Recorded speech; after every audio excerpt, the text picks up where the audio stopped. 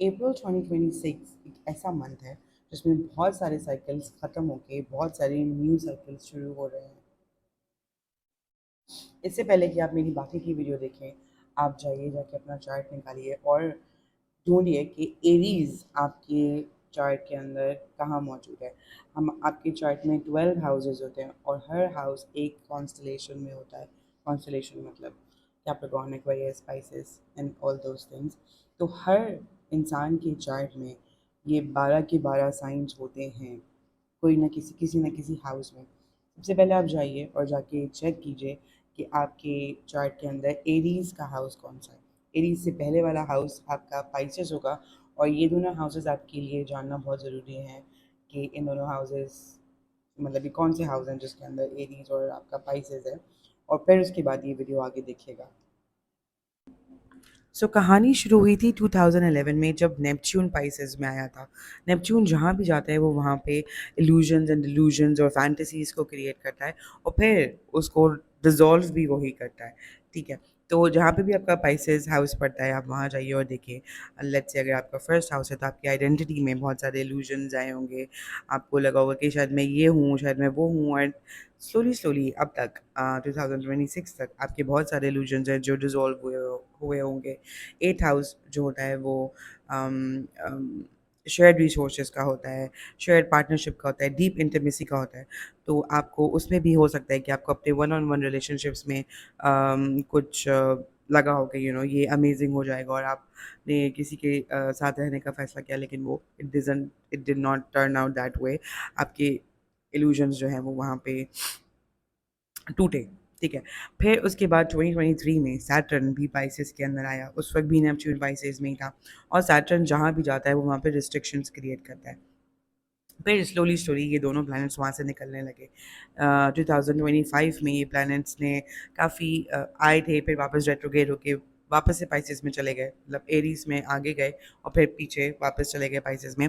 Finally in 2026 Saturn और Neptune दोनों Aries में आ गए और इनके पीछे बाकी सारे प्लैनेट्स भी जो कि अपने ट्रांजिट्स में ऑलरेडी थे, वो भी इनके साथ उस टाइम पे पाइसेस में थे और फिर इनके साथ-साथ अब वो सारे जो प्लैनेट्स हैं वो एरीज़ में आ रहे हैं। और 9th अप्रैल को मार्स भी एरीज़ में आ रहा है।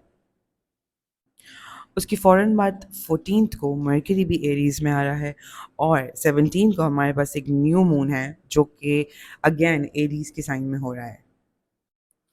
अब जबकि ये सारे साइंस थोड़े दिन पहले तक पाइसेस के अंदर थे, जो कि अगेन एक बहुत ड्रीमी साइन है जो बहुत फैंटेसी में भी रहता है और बहुत कन्फ्यूजन्स भी क्रिएट करता है। अब ये जो सारे साइन हैं वो एरीज़ में जा रहे हैं और Aries is a very fiery energy. Aries आपको एक्शन लेने पे फ़ोर्स करता है। एरीज़ आपको बहुत इम्पल्सिव भी बनाता है। एरीज़ आपके अंदर गुस्सा भी पैदा करता है और मार्स जो है वो एरीज़ का होम साइन है। सॉरी, एरीज़ जो है वो मार्स का होम साइन है। तो जब कोई भी प्लैनेट अपने होम साइन के अंदर होता है तो वो अपनी फुल इंटेंसिटी से आता है। अगर लास्ट 2 मंथ से आप लोग को लग रहा था कि आप कुछ करना चाह रहे हैं पर कर नहीं पा रहे, there is a lot of confusion. The reason was because a lot of planets were in pieces और पाइसेस जो है वो कॉन्स्टलेशन का, अगर आपने साइकिल देखा हो तो पाइसेस कॉन्स्टलेशन का सबसे आखिरी साइन होता है। तो Pisces is all about ending in the cycle, when it comes to astrological cycle, and Aries is the new beginning. तो ये जो मंथ है ये न्यू बिगिनिंग्स का मंथ है और आपका जो ये न्यू बिगिनिंग का साइकिल है, जहाँ पे भी आपका एरीज हाउस पड़ता है वहाँ पे स्पेशली उस डिपार्टमेंट में 9 तारीख के बाद से वहाँ पे आपको बहुत ज़्यादा इम्पल्सिवनेस फ़ील होगी। अ, अगर तो आपने सही से काम किया हुआ है उस हाउस के अंदर, तो शायद आपको बहुत ज़्यादा क्लैरिटी भी मिले और आप जो काम आपका आप रोके हुए थे या हो नहीं रहा था या आपको क्लैरिटी नहीं थी, वहाँ पे आपको क्लैरिटी भी मिल सकती है। लेकिन अगर आप अपने शैडो साइड पे हैं, अगर आपने अपना वो एरीज़ हाउस नहीं समझा है, if you haven't made peace with whatever the themes of that house is, या आपने अपने आप को वहाँ पे समझने की कोशिश नहीं किया, तो आप वहाँ पे बहुत इम्पल्सिव भी एक्ट कर सकते हैं। एंड अगेन इतने सारे साइंस का एरीज़ में होना, इसका मतलब कि सारे साइन इस वक्त जो है वो बहुत ज़्यादा वॉलेटाइल हुए हुए हैं। तो this can go both ways. Right? अगर आप सही डायरेक्शन में चलेंगे, सही डायरेक्शन में एक्शन लेंगे, तो आप you are going to start a cycle जिसमें सक्सेस आपको बहुत ज़्यादा मिल सकती है, आपकी एक बिल्कुल न्यू आइडेंटिटी क्रिएट हो सकती है।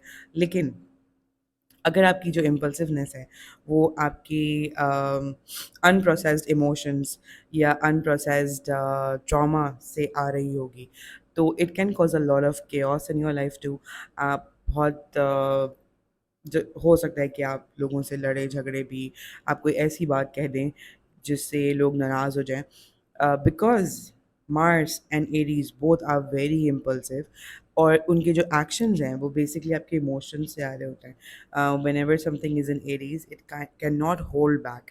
वो अपना आपकी जो इनर इमोशनल थीम्स होती हैं, या जो आपके अंदर दिल का जो हाल होता है ना आपके, वो जो दिमाग में आपके चल रहा होता है, जहाँ पे भी एरीज होता है वहाँ पे उसको रोकना मुश्किल हो जाता है।